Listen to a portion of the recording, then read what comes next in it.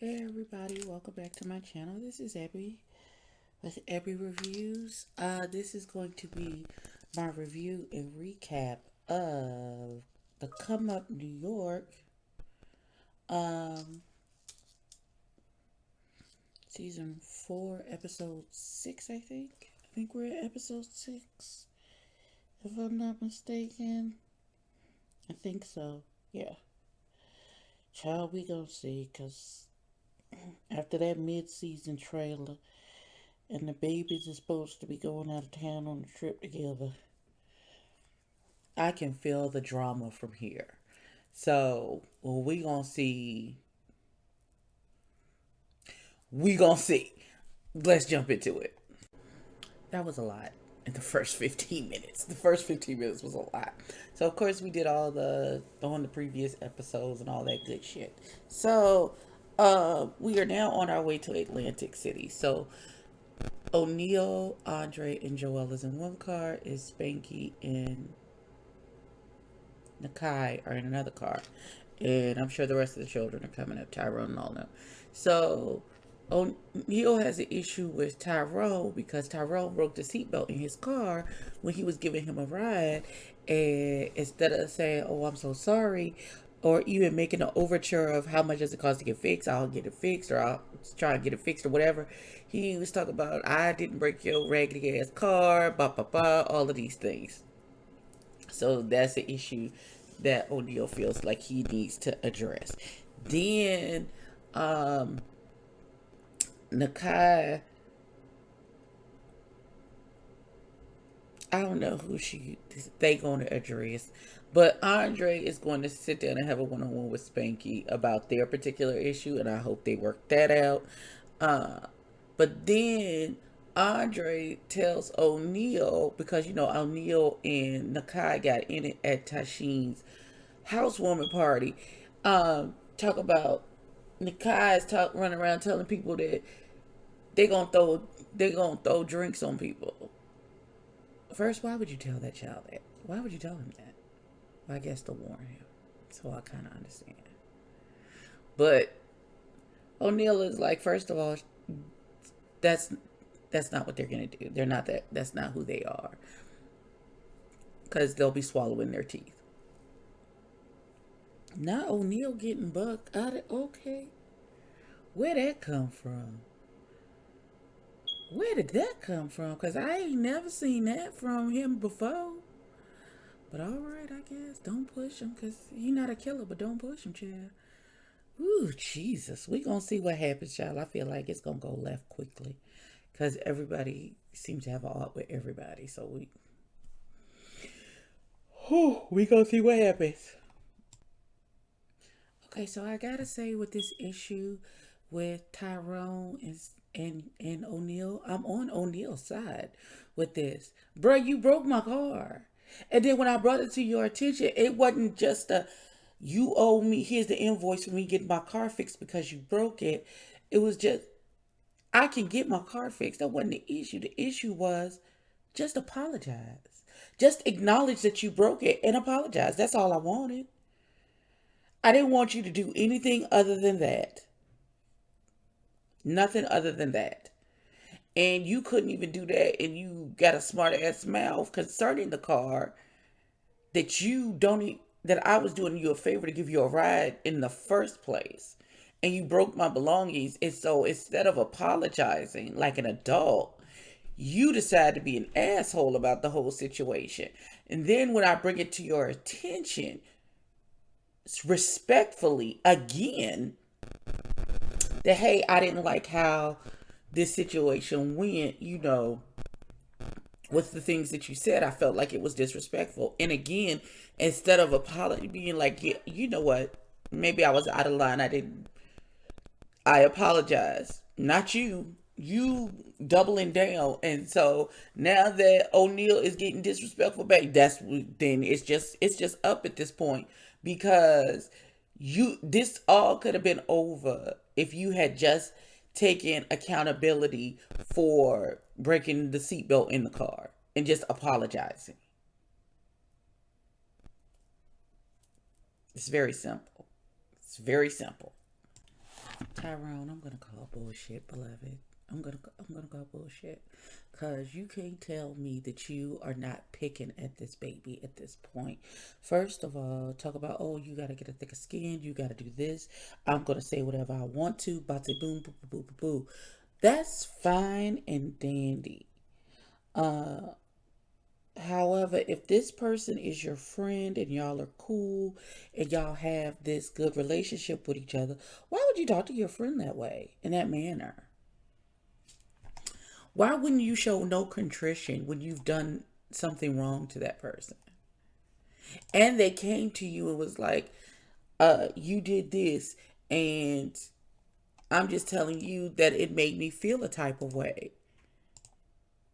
And you like, so? Get thicker skin. Wow. Okay. You might as well call her a bald head bitch and fuck you and your family. That might as well be what you said to them.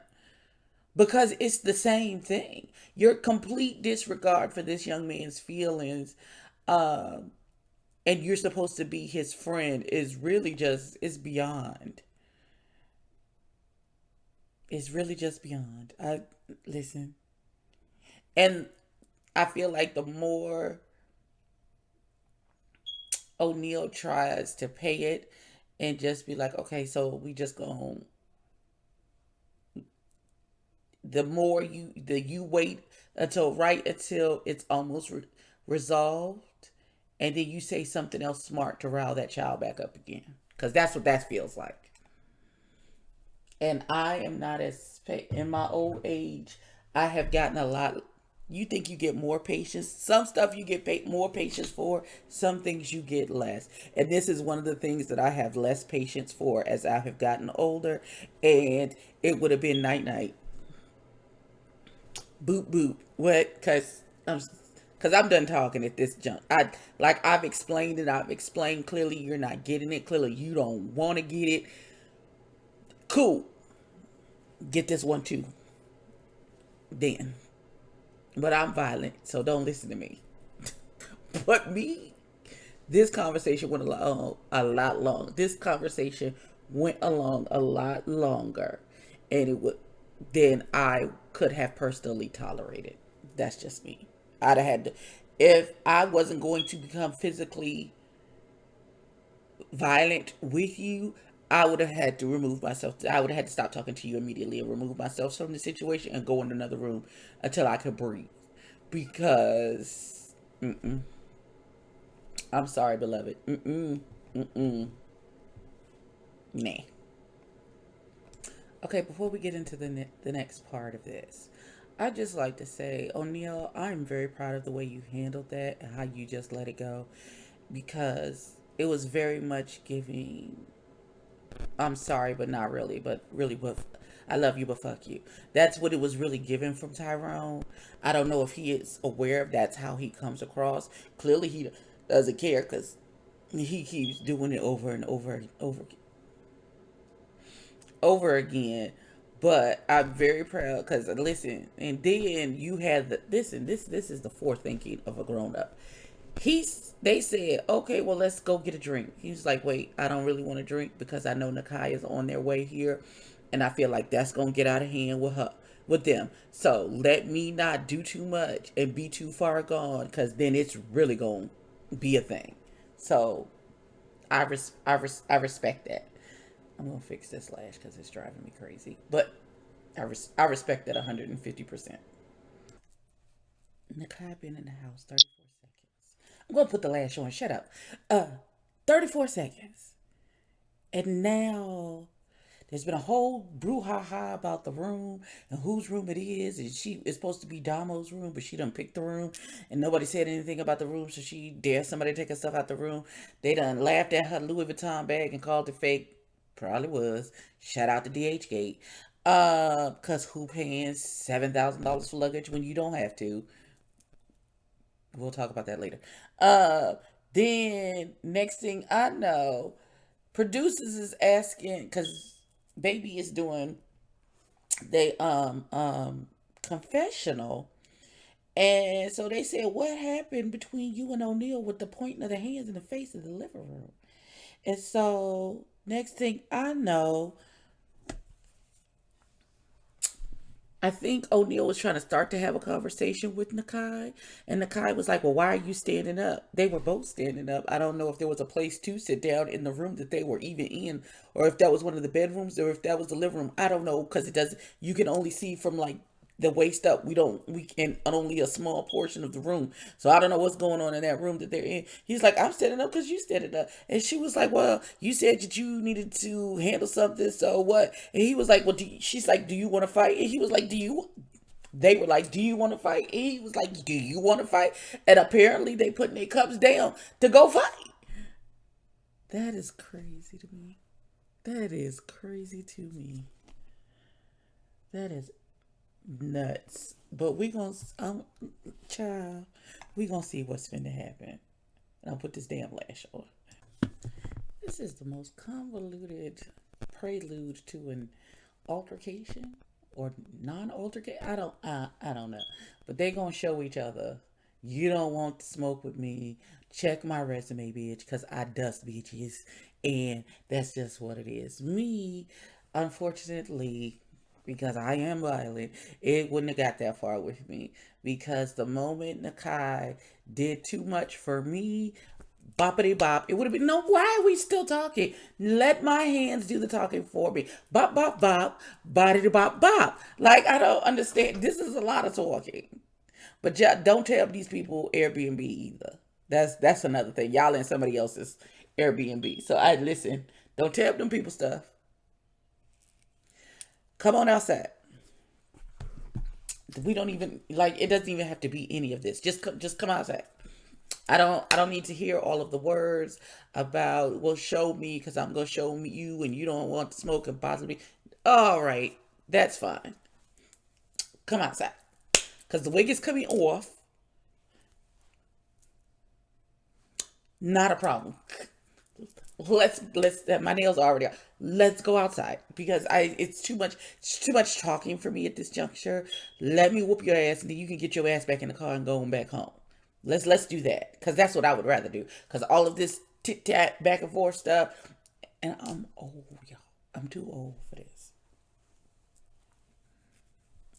I gotta watch shows like this because this bring out ooh this bring out Epi from 94, 95.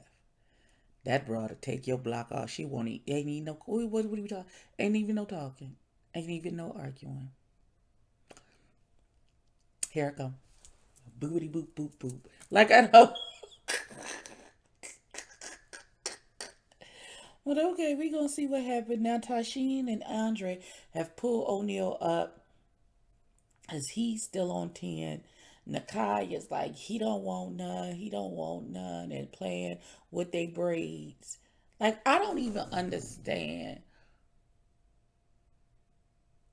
what the initial issue. I know there was a feeling of disrespect, I think, and then Nakai is under the impression that O'Neal introduced his best friend to the group to get her to handle her because he can't handle her mouth or their mouth or whatever. I don't. It's a lot. It's a lot. Let me get the last 7 minutes and then I'll be back with my final thoughts. So in the end, it was kind of half resolved and half not. Um, Situation is heightened. People have been drinking. They're not listening. They may have said something that they weren't sure that they said and how it was taken. Misunderstanding was had. It seems that they were coming to a bit of a truce when O'Neal said, well, since we're doing this, let's get everything out on the table. You said you wanted to throw a drink on me. What's that about? That's how the episode ended. Now, the guy said, I'm not the type of person running around telling people behind their back that I'm finna do something to them. Okay,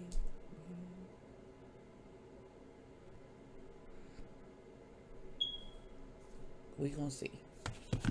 I don't even know. Okay. Okay, Sugarfoot. If you say so. But That's how the episode ended. I can't wait for the next episode because when are the hands gonna be thrown? That's why I'm lost at. But we gonna see. Also, special mention to Tyrone, goofy ass, who talk about them two big bitches with long arm span. So I will watch this from afar. I'll try and call somebody to come help. But if you looking for me, I'll be over there. Cause I just barely escaped the wrath the first time. So woo! Alright, so it's been my